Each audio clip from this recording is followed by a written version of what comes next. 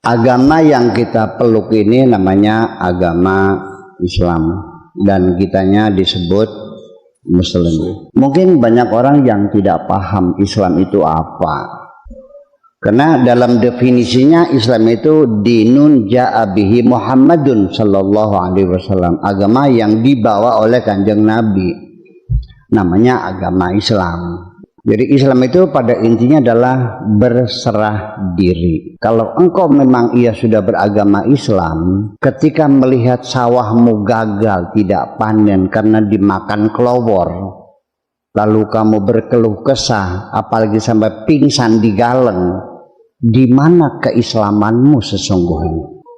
Karena Islam sendiri di dalam Al-Quran, afa ghaira dinillahi yabghun, apakah mereka menginginkan selain agama Allah ini?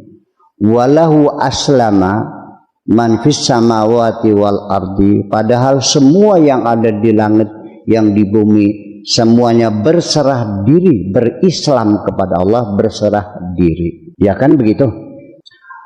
Tau'an au karha, secara sukarela ataupun terpaksa, semuanya pasti berserah diri. Yang tidak mau berserah diri dipaksa, di penghujungnya akan berserah diri.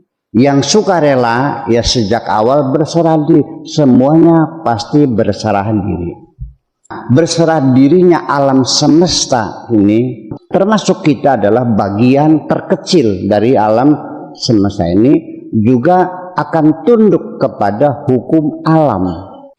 Usia kita terbatas, kesehatan kita sangat ditentukan oleh banyak faktor, dan kita sebagai anggota masyarakat juga tidak independen, tapi interdependensi antar manusia. Itu hukum alam yang diberlakukan untuk kita. Suka tidak suka, kita pasti akan membutuhkan yang lain. Itu realita di lapangannya. Berserah diri itu artinya kita tidak bisa mengelak dari hukum alam ini. Kalau kita harus membuat oksigen sendiri, tahu berapa harganya? Satu hari oksigen yang kau harus bayar. Ketika ada seorang teman pulang dari Amerika, temannya itu sesak napas karena kurang oksigen, dibawa ke rumah sakit. Dalam ukurannya sehari itu $1.000, berarti 15 juta membayar oksigen buatan itu. Kalau kita ini dengan sengaja buat oksigen, berapa yang harus kau bayar? Tetapi kita mendapatkan gratis. Dan terciptanya oksigen itu adalah berdasarkan hukum alam yang ditetapkan oleh Allah dan tidak boleh menyimpang. Betul nggak? Matahari sebagai sumber energi yang luar biasa. Dari mana oksigen itu terjadi? Adalah karena panas matahari itu yang luar biasa, memberikan cahaya dan panas itu dan menyentuh bumi, dan karena itulah maka dengan panas matahari di bumi ini yang menyebabkan air yang ada di bumi itu karena kadar panas yang cukup pas ukurannya, tidak berlebihan, juga mendidih. Kalau kurang sama sekali membeku. Siapa yang mengukur panas matahari supaya pas, supaya air itu dalam berbentuk cair? Ini hukum alam kita bicara. Makanya manusia jangan congkak kamunya. Kau tidak bisa apa-apa kok. Itu enggak?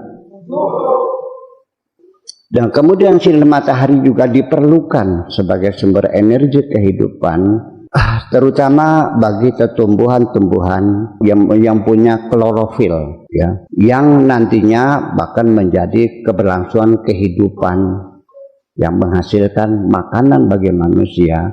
Dan pepohonan itulah yang nantinya akan menghasilkan oksigen menjadi pernapasan kita. Di mana campur tanganmu dalam urusan dunia ini? Semuanya Allah yang mengatur. Dan dengan bumi kita berputar dengan kecepatan yang sama, itu menimbulkan jarak waktu yang stabil. Sampai sekarang 14 miliar tahun lamanya bumi berputar dengan kecepatan yang sama. Baru 4 tahun yang lalu ada keterlambatan 1 detik kuantum dan sudah disesuaikan sekarang.